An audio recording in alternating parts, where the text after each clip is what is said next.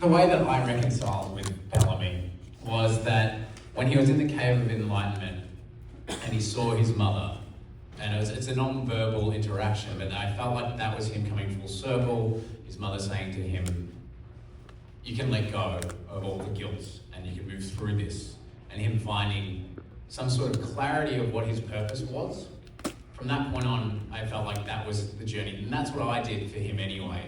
I know from an audience point of view and from the rest of the hundreds point of view, it was like, he's brainwashed, but I was like, the way that I see it is that he's found his purpose as to how to help others move through this grief and guilt and everything that they've gone through, because I think he did find his own peace.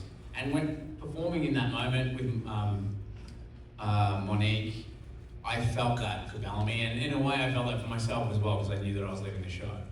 So, if anything, like, it would have been nice for him to complete that journey of seeing his friends come to a place where they could move forward and let go of all the guilt and grief and everything like that. So that's the only part of it that I would have changed, is that he could have continued on that journey with them, because they obviously get to that place and go, oh, Bellamy wasn't brainwashed. Oops, we killed him. No, you didn't change. So yeah, that's kind of the only thing that would have changed.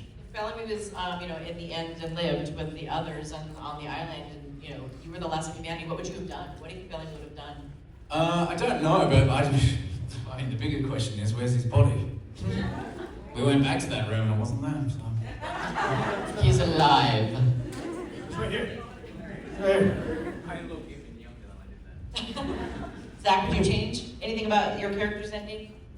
Well, I feel like if, say, Rowan had somehow figured out a way through that and through the conclave, I think he could have solved some problems. But, I don't think the world has to end. You know what I mean? I think we can all do this without ending the world. That's my opinion. The Cave of Enlightenment. Sweet Summer Child has not watched the show. You should ask Bob about that during break. Let's visit the Cave of Enlightenment. So Finn would have enjoyed that as well? You would. It's got a nice name then. You probably wouldn't have massacred that whole village.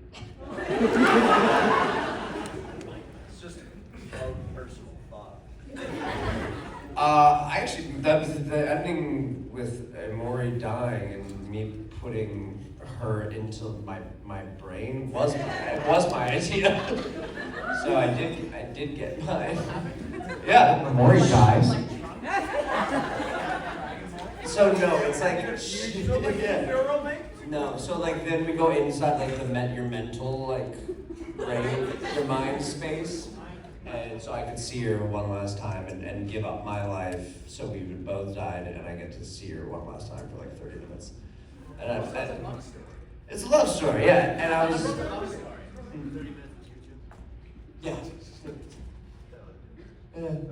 That's about it. All the brain can take, but I think yeah.